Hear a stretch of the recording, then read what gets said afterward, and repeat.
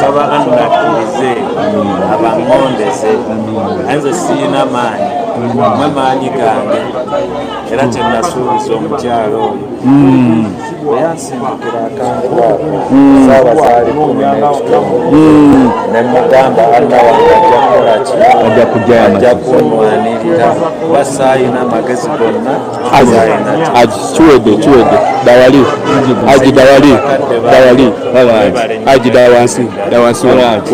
Zelujja omulungi atulaba okwetoola ensi yonna mwebale kubanga mugoberera ensonga zonna ze tubatuusaako akaseera konna.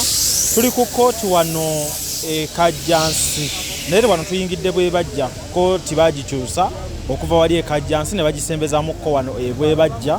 Ekifaananyi kye mulaba kye ky'Abannayuganda abafunye interest mu musango gwa Hajji Ali eyaloopebwa mukyala we Hajat Zurah nga birimu ensonga y'omwana Nisha eyakozesebwa mu mbeera eno mu bifaananyi nga bwe biri tight marking security yaddala wano mu kifo kino era nga wolaba abantu bano bonna abali wano wabweru geeti ya kooti yaggaddwa dda. Ntegeddeko Hajji Ali atuusiddwa mu kooti eno ku makya ddala saawa ebadde emu ey'okumakya abadde yatuusiddwa dda mu kooti.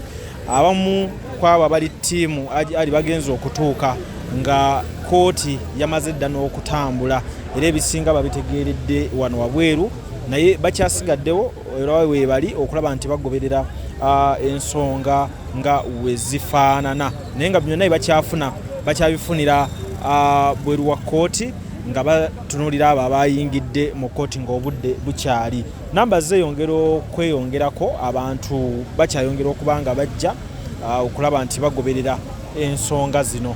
Bano bendi nabo tulabako omukyala yambadde Equity for Men yali mukyala mukulu Mama Firdausi gwe baava naye bwe baava e Rwanda bajja ekibibi nga omukyala ono muliraanwa wange naye Hajji obujulizi bwe muyinako kuba ono ye mukyala wange. Omukyala oli mukyala mukulu mukyala Hajji yatulekeranga abaana era nga bagenza okusoma ne mukyala wange ono naye nga Hajji we yansanga ne mukyala ono ng'avudde e Rwanda kuba yavanga e Rwanda n'akomawo waffe ekibibi. We yansanga nga ne mukyala wange waka nga tutudde nga Hajji takyama nga ntolera butoolezi salaamu nga Hajji ye muntu alina ensonyi ennyo ku kigambo bakyala. Naye n'olw'ensonga eyo nze nvudde ekibi Butambala okujja okuwa obujulizi nga nze Salimiisi ekibi bampita Tadda Wahara kyenvudde nvuwe Butambala okujja okuwa obujulizi. Hajji neeyisaaye yali ya muntu mulamu nnyo ng'era muntu mulamu atayagala kwemanyiza kigambo mukyala wadde omwetegereza. Kyenvudde nvuwe ekibi okujja okuwa obujulizi. Amanya gange nze Halima Hamisi naye nga bampita Mama Jawhara nange nvudde Butambala. Twakolagana nnyo ng'enkolagana eri wakati wange n'amaka ga Hajji oyo kuba baali bannayiba bange nga tuli wamu tuli mu poloti emu era nga mwe twazimba nze nsooka mu maaso ye n'addako emabega. Naye enkolagana gye twalina omwami oli nga wampisa nnyo kuba nze najjanjabako ko mukyala we museera we yaviiramu olubuto naye nga Hajji tasobola nakutunuulira kwetegereza nga abasajja bwe batunuulira abakyala. Ng'abaana bange we mba ntambudde mbaleka wa Hajji ne babeerayo oba wiiki ne mbasanga nga bali bulungi nga tewali buzibu bonna bwe batuuseeko. Twagala bwenkanya ekintu kino kirimu obutali bwenkanya kuba shaitaani yina embika gye yabikka abantu amaaso. Mutasobola kugaa nti omuntu yakutte omwana waggulu katanda omulundi ogusooka n'abali wakati nga tebalina kye bawulidde yadde tewadde yadde eddoboozi naye ng'omulundi ogusooseke gwamuleepinze katanda waggulu akookusatu ate. Mwena batulaba ne batuwuliriza nsooka nnyo kubeebaza mwebale nnyo mwebalire ddala we mutuusiza mutuyambako ku nsonga za Hajji. Kyenjagala nze mukyala mukulu wa Hajji omukyala gwe yasooka okuwasa twakola embaga siri mukyala gwe yaleeta bwatyo twakola embaga tuveeyo e Rwanda ne tujja eno naye bampita Kangwera Zuhura gemanya gange first born waffe ye Firdausi bampita Mama Firdausi abasinga bamanyidde ku linnya lya Mama Firdausi. So embeera ya kooti ogira bwotya? Embeera ya kooti kintu kyendabye engeri gye tutuuse ne bagamba kale nga nti obujulizi tebunaweera bakyasonda obujulizi.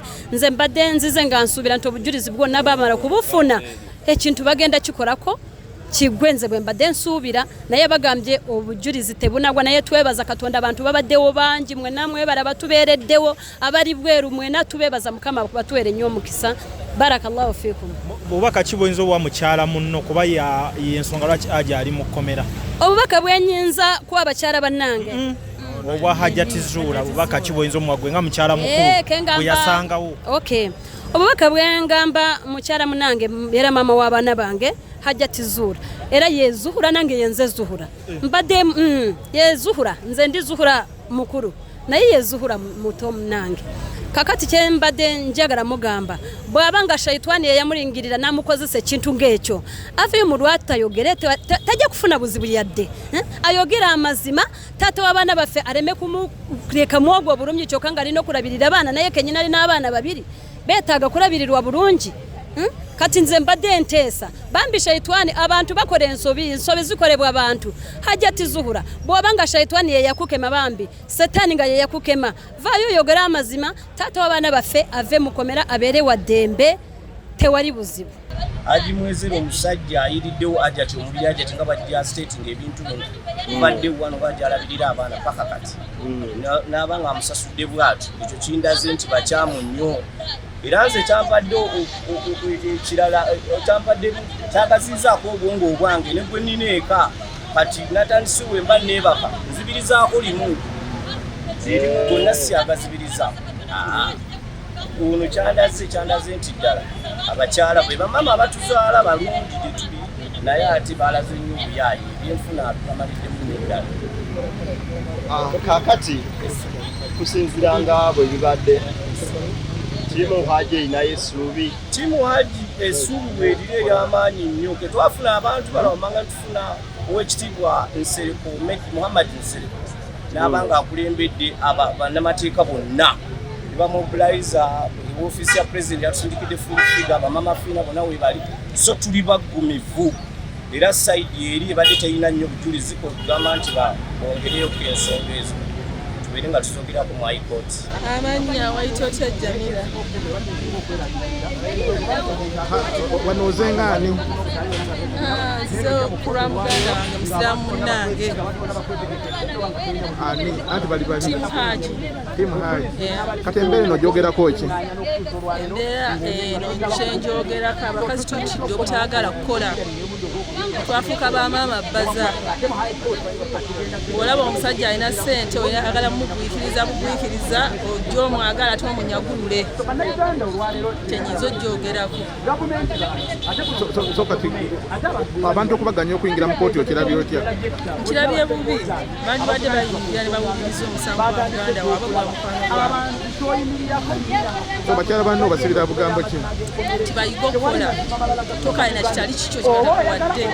Airbnb home ge maka agapangisibwa nga galimu buli kimu ojja nangoye zo zokka gasangibwa Namugongo kumpi n'ekiggwa ky'abajulizi oluguudo lwa Kolansi paka ku gate galina sitting room enteeketeeke obulungi dining efumbiro kw'ossa n'ebisenge bisatu okuli ne master bedroom waliwo wifi CCTV kamera ziraba ebweru ne munda ku kisenge waggulu kuliko amasannyalaze okwetangira ababbi inverter etereka amasannyalaze ne gatavaako garden nnungi parking nnungi gate ya remote ekifo kino kyakomodatinga abantu okuviira ddala ku muntu omu couple family nammwe abategese bu party obw'enjawulo kuba ku namba z'essimu eziri wansi awo. Peter Ali Moses, marketing manager wa Tete Business Solutions. We deal in printing, branding and general supplies. Tukola signages, tukola corporate wear uniforms n'ebintu bingi. Bino byonna bye mulaba mu dduuka zino samples. Buli kyolaba kyonna tulina stores. Tukola bintu bingi n'abasinga bamanyi tukola printing and branding only. Naye tukola bingi tulina departments ezirimu civil engineering, ezirimu installations, mechanical installations n'ebirala. Tuli located at Lighthouse Arcade behind Charm Towers C12 era bw'otuuka ku C12 obupande waffe wonna oba obulaba. Amanya nze Nsuuga Mustafa nkola ne Ali Hila Holdings Uganda Limited. Tuli bakozi ba biodigester wamu n'okuzimba okw'enjawulo. Tuli mu kizimbe kya commercial kwegamba kale arcade mu lulimi olumpimpi. So olwaleero tuli waneeno nga tuli mukola biodigester. Ekyenjawulo ekiriwo nti yo eri mu basement wakati okusinziira nga bulijjo abantu mu kiraba ti eno parking lot so eri wansi eri parking lot eri basement. Leero tukoze size y'abantu 5 ng'era erina capacity okusavinga ekizimbe kino kyonna nga wekinaabeera. Wano eno ng'era emigaso gya bulijjo gya biodigester tebagenda kunuunamu. Atwetaaze ku namba z'essimu 07017669992 ne MTN 0789224230. Enamba ezo zonna kweziri ku WhatsApp. Abantu bafaade batulaba mu videos enkadde badde nga batumanyidde Kololo, Prince Charles Drive, naye kati twavaayo twala omukisa guno mubagambe nti nno twavaayo kati twadda ku Grand Imperial Hotel, room 28 first floor. So twavaayo. Enamba zaffe ez'essimu zonna zikyaliko nga bulijjo, just nti twakyusa location.